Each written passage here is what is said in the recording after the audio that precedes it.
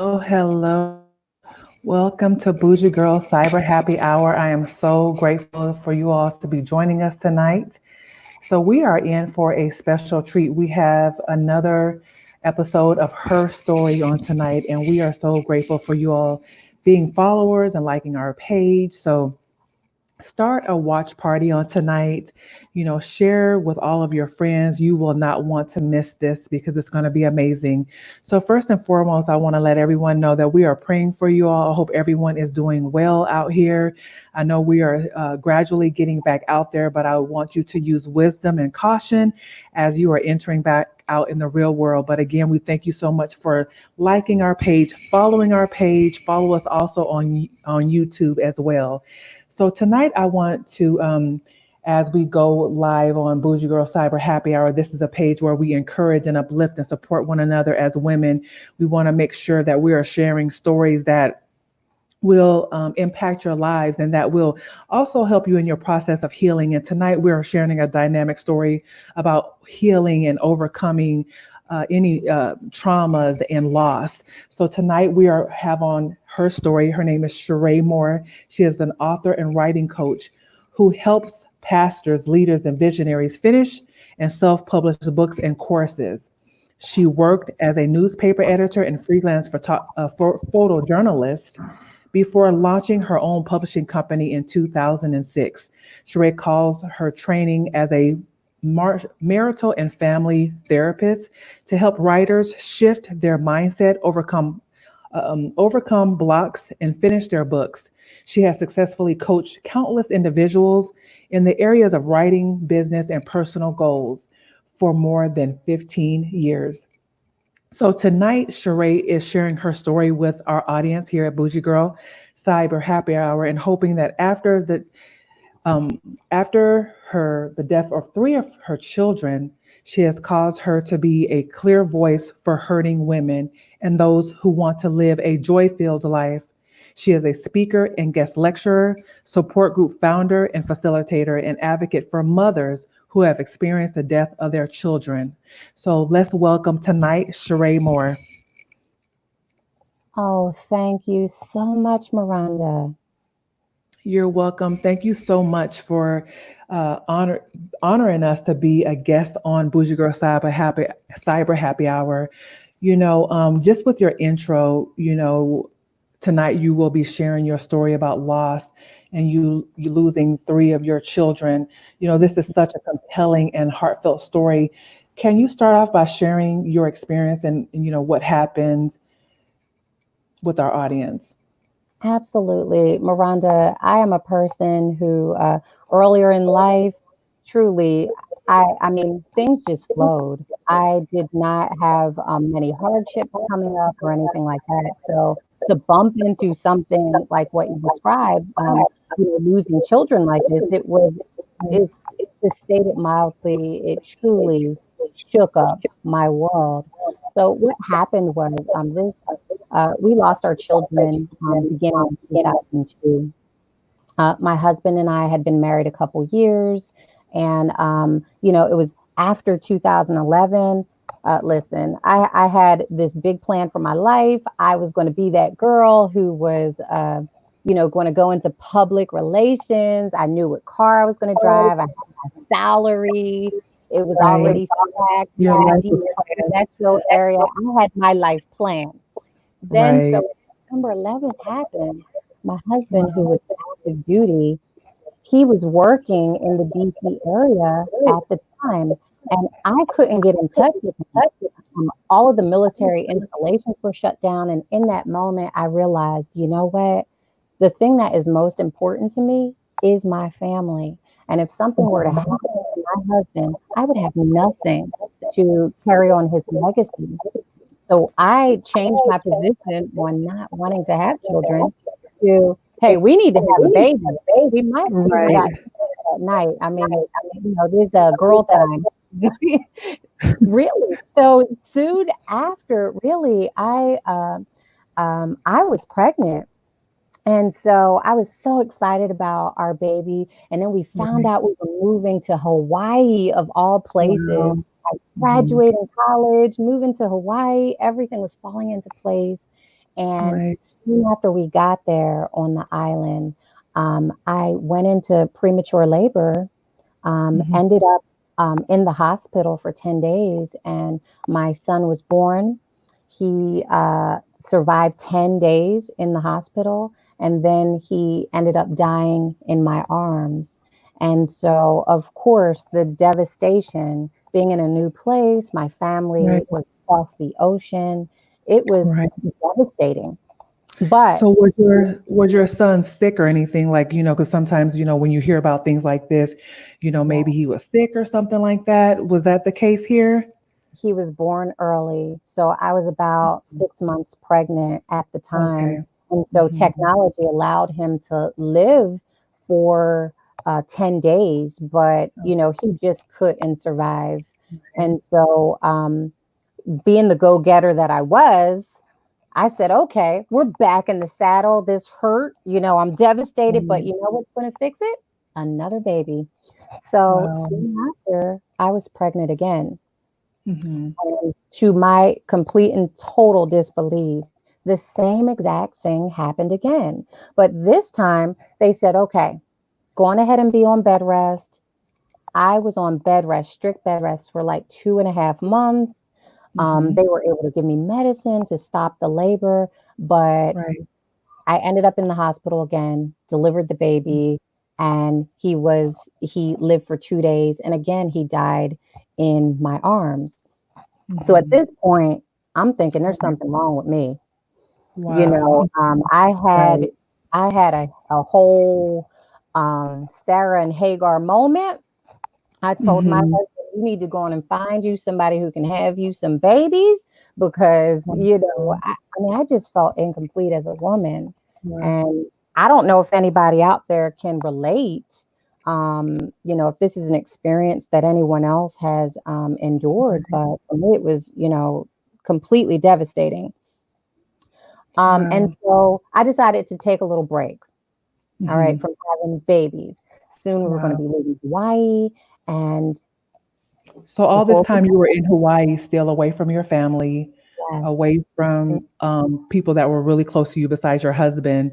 So you have endured two losses by yourself. Like, how was that for you? Just being a young mother, a young wife, and you're in Hawaii and this has gone on. How did I know you were saying you were having that Sarah Hagar moment, but you know, it seems well, so overwhelming. it was extremely overwhelming. And I'll tell you, I did not deal with it in the most healthy manner. What I ended up doing, I was laid out on my bed of affliction. I was, Sure. deeply depressed. I didn't feel like I could even survive something like this. I was filled with bitterness and resentment and jealousy because guess what? It seemed like everybody and their dad was pregnant. And, at Wow. the grocery store without pregnant women, just imagine the military community. Everyone seems to Sure. be of childbearing age and everybody was Right. pregnant. Even my Mary Kay Right. lady was pregnant. I said, oh, Wow. and it didn't stop them with the baby invitations, the baby shower Right. invitations, all of that. I was hating. I was hating on Right. folks.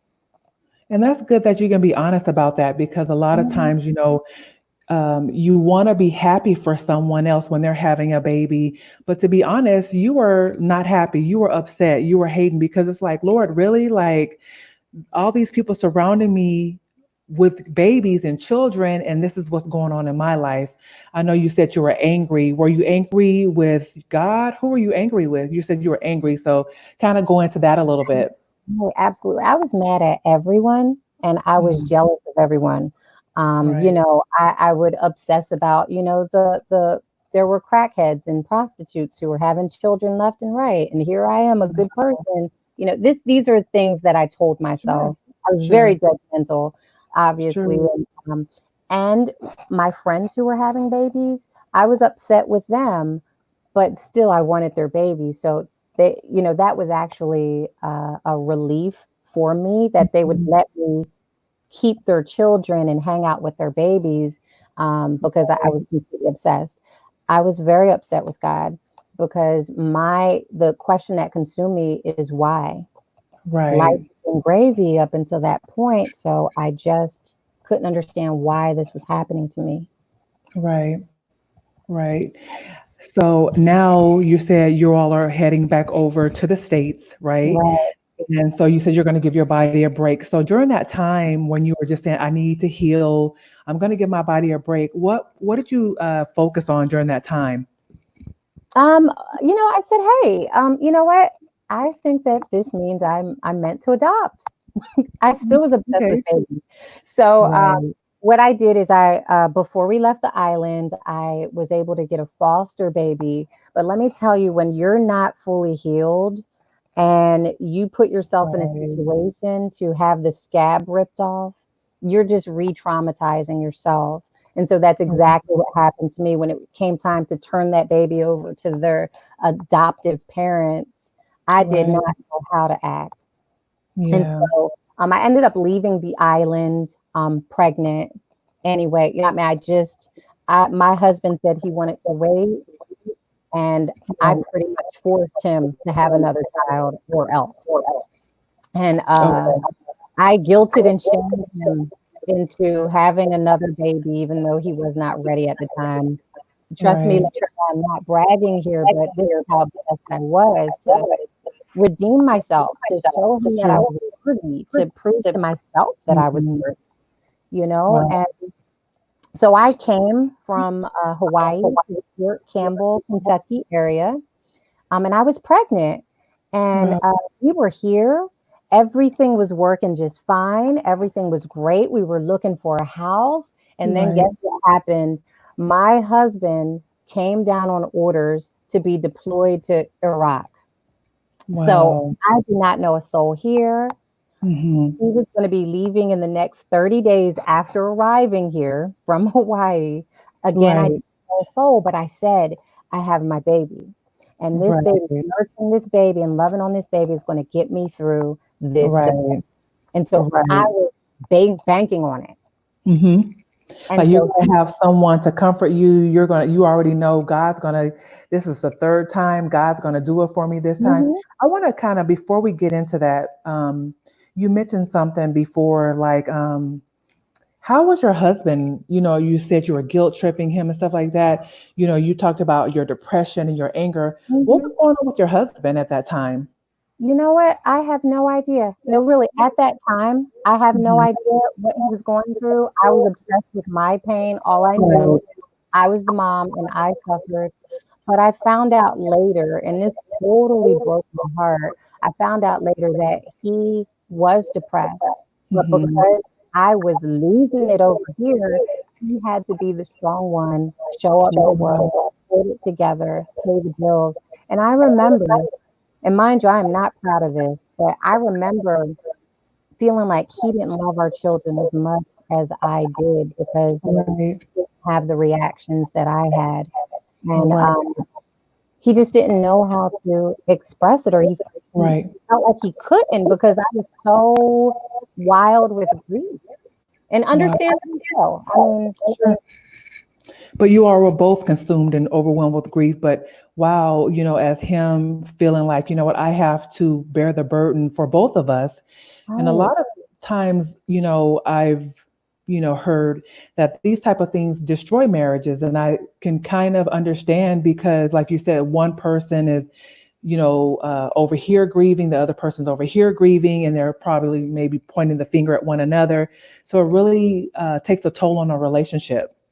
absolutely. And I'm grateful that my husband, he was a medic for more than 20 years in the military. And Wow. so he was a caregiver. So seeing me broken and hurting, which was the complete opposite of the vibrant, strong person who I had shown myself to be up Right. until that point, he took care of me. And I just want to give Right. him a shout out. His name is Henry. When I was laid up in that hospital bed, he cared for me better than any nurse ever could. I mean, he was sponge bathing me, caring for me, changing things, holding things down when I was on bed rest, and he was my rock. I want to Right. say I leaned on the Lord, but I leaned on Henry. Right. What a blessing, just to hear that you had him to lean on. Like you said, you all were there by yourselves, no family members, but he was always there, not turning his back on you and just, making sure that you had everything you needed. So now where you're in Tennessee now, you're pregnant. Yes, I'm pregnant in Tennessee. We just bought a house. Okay. Now, 30 days after we bought that house, he was going across the pond. He was deployed to Iraq, but Right. I had the baby and all was well. Well, unfortunately, and I want to say that it had been prophesied over me that we would have many children. We had this beautiful rosewood table that would seat 6 people, and so it had been prophesied to me that I would Mhm. have children that we would fill all the seats in that table. And so Wow. it would be like little olive plants around the Right. table. And I believed God for that. And so I was like, this is the Mhm. beginning of it. I was sitting at that table, like, yes. Well, unfortunately, when I went in for my routine 6 month appointment, they could not find a heartbeat. And Wow. so my baby had died in my womb. And so this is where my life truly just changed course completely because my Wow. caregiver was gone and I did not Mhm. know anyone here. So this was just Wow. me and God. And Right. so I didn't even have anybody to give me a ride home from the hospital.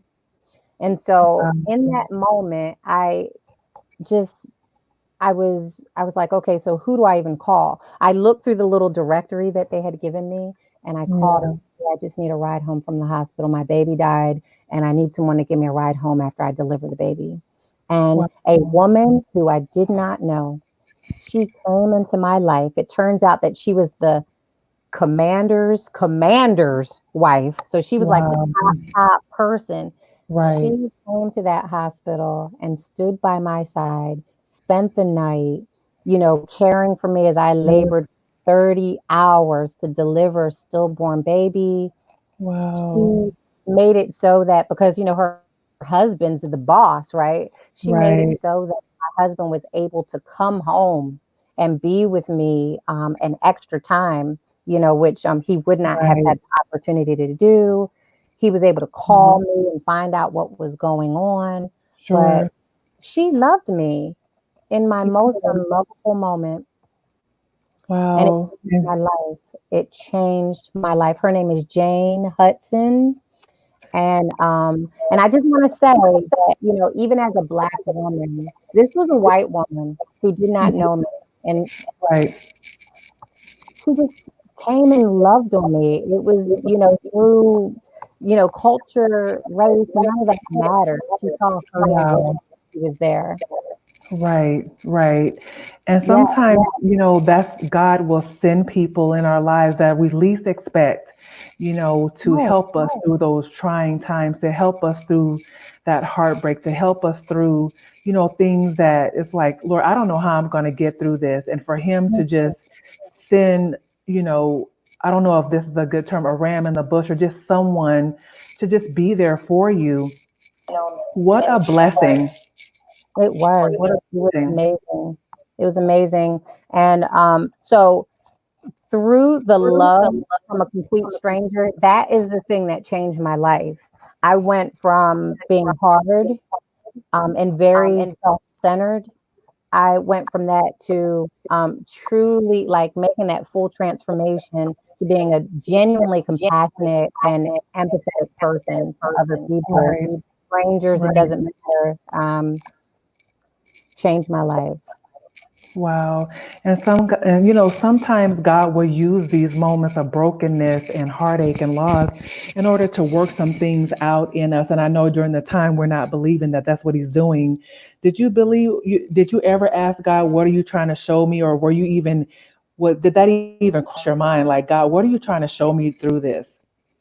You know what? I don't recall thinking that question in particular, but I knew that I had an inner conviction of two things. Number one is the question why is the most useless question on the planet, and it will keep you stuck because asking why made me feel sorry for myself. I was Hmm. stuck in self pity and bitterness, and there weren't any easy answers. So I had to put why to the side. But Hmm.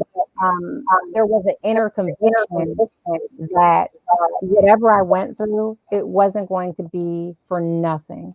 I knew Right. that whatever I needed to change in my life, it was going to happen to make sure that I'd be able to be reunited with my children one day in heaven, number one. But number two, if this was a test, I wasn't going to be going through this again. I was going to pass it. And so that was the defining thing for me. Pass this test, if that's what it is, and live in a manner to which I'll be reunited with my kids one day.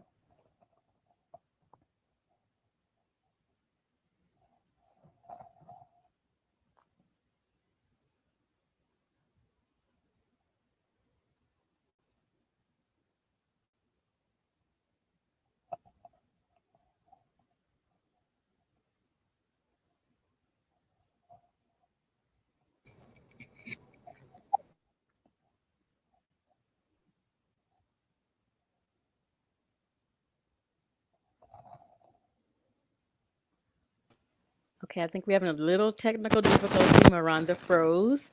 So you were getting just a little bit of feedback, Sherry. So I'm gonna ask you to step off and reboot because your mic is getting a little feedback, and then we're gonna come back and recap your story, and then we'll start once we get Miranda back. Hi guys, sorry about that. We have just a little bit of technical difficulty. We might have a lot of people that's uh, on the platform that we're using. So I'm not sure this is the first time this is happening. So while we're trying to get Miranda back and Sheree back and get all the situation, just make sure you guys share, like our page. We're trying to get more content like this so we can heal and grow. Um, as our platform grows, and leave questions for Cherie as she completes her story tonight. So I'm gonna go ahead. I see that Miranda is back, or she actually is rebooting. Um, so as we're waiting for her to come back, just go ahead and share so we can complete Sheree's story today, which is a beautiful story, and I'm sure that we're gonna hear the second half of her victory. Um, and everything.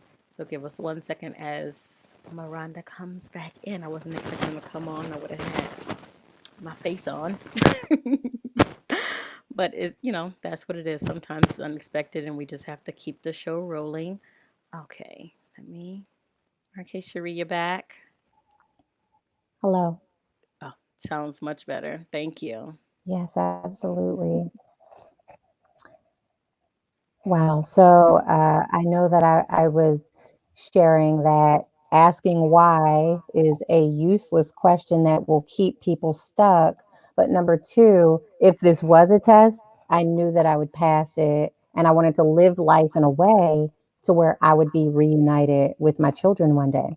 Right. So just do a brief recap of what you went Mhm. through from the beginning, just for people who might just come in while we wait for Absolutely. Miranda before we go to the next steps of your story. Okay, that sounds fair. So just as a recap, I'm a woman who, after the deaths of three of my children, two of our children died in my arms while we lived in Hawaii. And then as I was pregnant with the third, and we relocated to the Fort Campbell, Kentucky area, I went in for a routine doctor's appointment, and my baby was born still. There was no heartbeat. And Wow. so I had to go into labor for 30 hours with strangers by my side. My husband was deployed, and man, it just changed my life. And so my final point on that piece of the story is there came a point with me not knowing the outcome as to whether or not my husband would come home safe and sound or not. Wow. And, I didn't have any living children. I was here by myself. I knew that I was either going to curl up and die or I was going to do something to rekindle purpose in my life. And so I made the choice to lean on God instead of people and find a purpose and reconnect with my destiny. Right. Wow, that's so awesome. And if you missed the first part of her story,